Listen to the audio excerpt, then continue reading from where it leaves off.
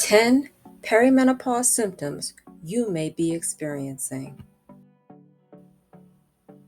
If you're anything like me, you woke up one day and realized you are 40, and suddenly you are waking up in a puddle of sweat and you're trying to figure out why. I created this channel to talk about the things our mothers and grandmothers forgot to tell us about. Welcome to perimenopause. When was the last time you heard that phrase before? Exactly.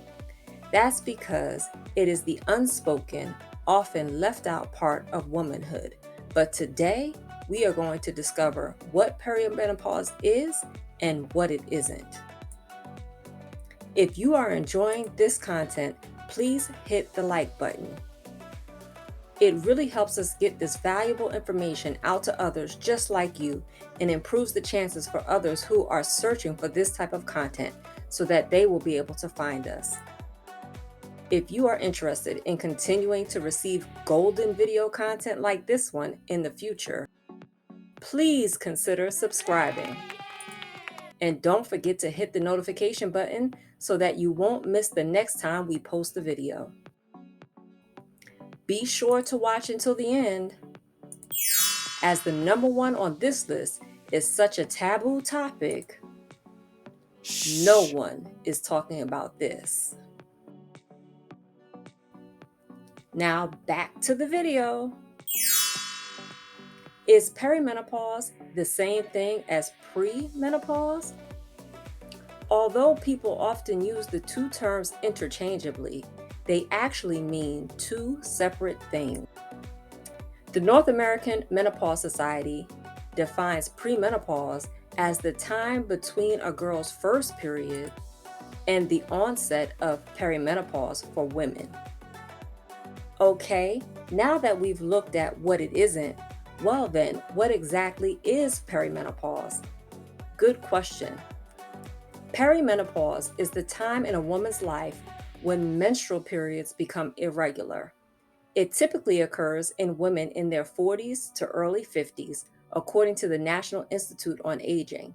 But the onset of perimenopause for some women can occur even in their 30s. During perimenopause, levels of estrogen, a key female hormone, start to decrease. Perimenopause can last for years. How many years, you ask? Up to 10 years, but typically about 6 years. Perimenopause is also known as vasomotor symptoms, or VMS, or some refer to it as the change. Once you have gone a full 12 months without a period, that's when menopause has begun. Let's take a look at the science. Anti-Müllerian hormone, or AMH, like inhibin, is made by the ovaries. As a woman ages, her AMH levels drop. Progesterone is made by the ovary and increases after ovulation. In other words, release of an egg from the ovary. As a woman ovulates less often, progesterone levels may remain low, causing a missed menstrual period. The ovary makes inhibin, and it tells the pituitary gland to make less follicle-stimulating hormone, or FSH. As inhibin levels go down, FSH levels go up. FSH is made by the pituitary gland. Levels often go up and down during the menopause transition. FSH levels can be very high one day and very low the next day. When FSH levels are high, the ovaries make more estrogen. When FSH levels drop, estrogen levels drop. It is important to understand that hormonal changes vary from woman to woman. While high FSH and low AMH and inhibin levels are often seen in the transition towards menopause, there is no one specific blood test that can predict or diagnose that a woman is in this transition stage. Still confused about perimenopause? I'm sure you are, probably just as confused as all of us. Although symptoms vary greatly from woman to woman, and they may occur at different times and with different degrees of severity, we will go over 10 symptoms you may be experiencing if you are in perimenopause. We will open up the chat below. Tell us which symptoms you can relate to. Which symptom is the worst one for you? And any other questions you may have on the subject. We will try and answer any questions that you may have below in the comments. Also, if you are experiencing something that we have not covered in this video, leave a comment below. Someone else may be able to get value from your story. Let's share and support each other on this journey. This is a sisterhood, and we support each other on this channel. Now, without further ado, here are the 10 perimenopause symptoms you may be experiencing. In at number 10, irregular periods. Suddenly, your periods are becoming more irregular. You used to be able to count 28 days exactly, and you knew to have a tampon or menstrual pad on hand in your bag that day. Or how about this one? Number 9, breast tenderness. I don't know about you, but this was one of the worst experiences in the very onset of perimenopause.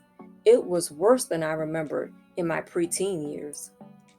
The extreme sensitivity and pain at the slightest touch was less tolerable than I'd remembered. It was agonizing and lasted a long time. If you're saying, "Me too," with your hands raised high in the air, well, you just might be. Number 8, acne. What? Acne? Yes, acne. Usually around the jawline, up to the ear, and down into your neck area. This is the hormonal zone. This is the area of the face that is prone to acne caused by hormone irregularities. Well, if this is your problem area, then you too may be suffering from, well, let's keep going.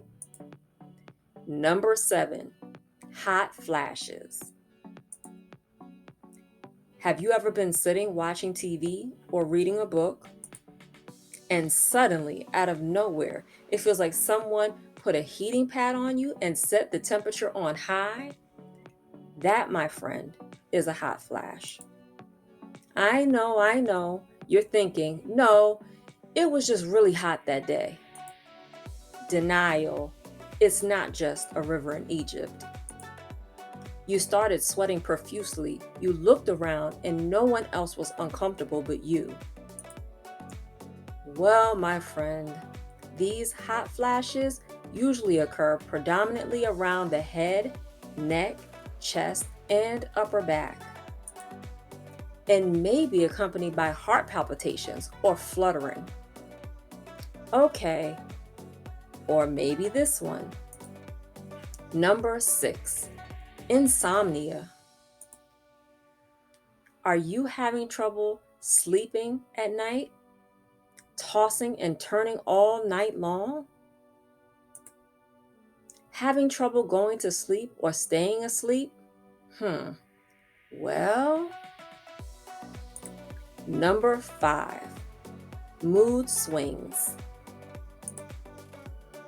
Mood swings may be caused by hormone fluctuations or lack of sleep from insomnia and night sweats. Other factors can include things such as stress, infertility, or aging. Also, existing mood disorders may temporarily worsen during perimenopause. I know what you're thinking. Things can't get any worse, right? Well, you'd be wrong. Let's go to number 4. Number 4, vaginal and bladder problems. You have not started using any new products or changed your routine, but your pH balance levels are just off, and you can't quite figure out why. Experiencing vaginal dryness? Find yourself having little urine leaks? Well, it just might be. Let's jump to number 3. Number 3, decrease in fertility. Have you been trying to get pregnant and it's just not happening as fast or as easily as you expected? You should check with your physician. This could be due to disrupted ovulation and a decline in fertility, and you may be experiencing. Number 2, changing cholesterol or blood pressure levels. Although perimenopause does not cause heart disease, the changes in a woman's body during this time can result in an increased risk. And some of those changes, such as increased cholesterol levels or blood pressure, can lead to heart disease. If you are having any of these issues, please consult with your doctor and consider a change in your diet. On this channel, we will be covering many topics and providing tons of information on diet changes, adding fruits and vegetables, vitamins and minerals to your daily diet, and discovering new herbal remedies. So stay tuned. If you're enjoying this content, please hit the like button. It really helps us get this valuable information out to others just like you and improves the chances for others who are searching for this type of content so that they will be able to find us. If you are interested in continuing to receive golden video content like this one in the future, please consider subscribing. And don't forget to hit the notification button so that you won't miss the next time we post a video. And in at number 1, drum roll please. Number 1, sexual desire. You may be experiencing symptoms like vaginal dryness, lower libido, or even pain during sex. All these symptoms can affect your sex drive and lower your overall sexual satisfaction. You are not alone, and a lot of women are struggling with this behind closed doors with no one to talk to. Thank you for tuning in this long into the video. You are greatly appreciated. Comfortable in Our Skin was made so that we can have a safe space to have these conversations.